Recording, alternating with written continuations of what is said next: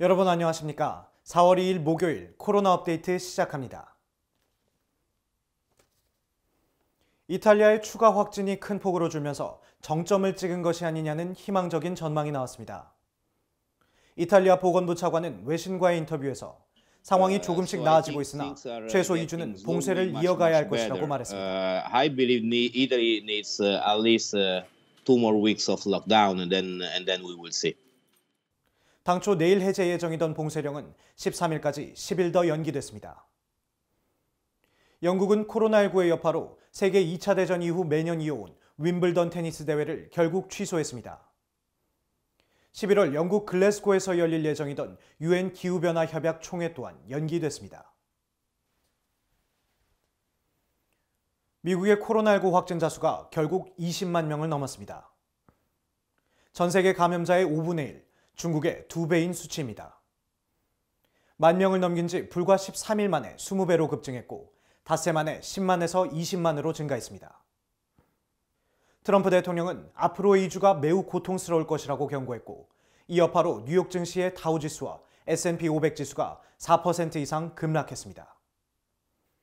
중국은 후베이성 봉쇄 해제에 따른 불안과 확진자 및 사망자 통계 축소 의혹이 계속되고 있습니다.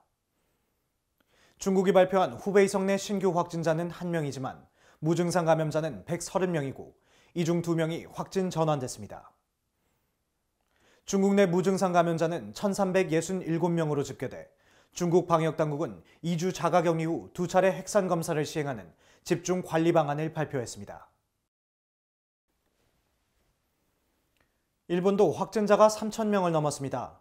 아베 신조 일본 총리는 다른 나라에 비해 확산세가 여전히 양호한 편이라고 말했지만 일본 의사회는 이미 일부 지역의 병상이 부족한 상태라며 의료 위기를 선언했습니다.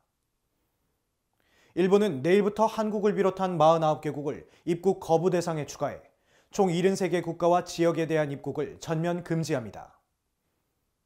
우리나라 외교부는 한국의 방역 성과가 명확해지는 상황에서 한국 전역을 대상으로 입국 거부를 결정한 것은 유감스러운 일이라고 밝혔습니다. 국내에서는 수도권 집단 감염 우려가 커지고 있습니다. 어제 새벽부터 전면 폐쇄된 경기도 의정부 성모병원에서는 하루 동안 6명이 추가돼 총 19명이 코로나19 확진 판정을 받았습니다. 방역당국은 의료진과 환자 등 2,500명을 전수 조사 중에 있습니다. 해외 유입 사례도 끊이지 않고 있습니다. 어제 확인된 해외 유입 신규 확진자는 36명, 전체 누적 확진자 중 5%에 달합니다.